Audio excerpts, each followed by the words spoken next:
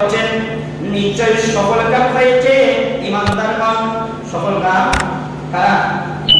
ঈমানদারগণ সফল কাম হয়েছে। রব্বুল আলামিন বলেন আল্লাযীনা হুম ফি সালাতিহিম খাশিউন। রব্বুল আলামিন বলেন তাদের ভিতরে যারা নামাজ পড়ার জন্য নামাজ পড়তে যখন দাঁড়ায়, নামাজের মধ্যে যখন দাঁড়িয়ে যায়, ওই সময়ের মধ্যে তারা বিনত হয়ে ভদ্রতার সহিত যারা নামাজের মধ্যে যায়, ওই সমস্ত মানুষগুলাই হচ্ছে সফল কাম। যারা নামাজ পড়তে এসে যখন নামাজের মধ্যে যখন দাঁড়াবে, তারা একেবারেই ভদ্রতার সহিত তারা নামাজের মধ্যে দাঁড়াবে। আমার আল্লাহ রাব্বুল আলামিন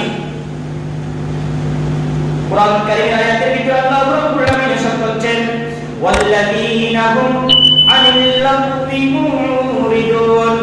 এবং যারা অনর্থক কর্মকাণ্ড থেকে বিরত থাকে এবং ফাহশা কাজ থেকে, অশ্লীলতা, বেহায়াপনা, গুনাহের কাজ থেকে যেই বান্দাগুলো বিরত থেকে, যেই বান্দাগুলো আমি রব্বুল আলামিনের ইবাদত বন্দেগী করেছে, যেই বান্দাগুলো আমাকে রুকু দিয়েছে, আমাকে সিজদা দিয়েছে, ওই সমস্ত বান্দাগুলো সবচেয়ে সফল কাম।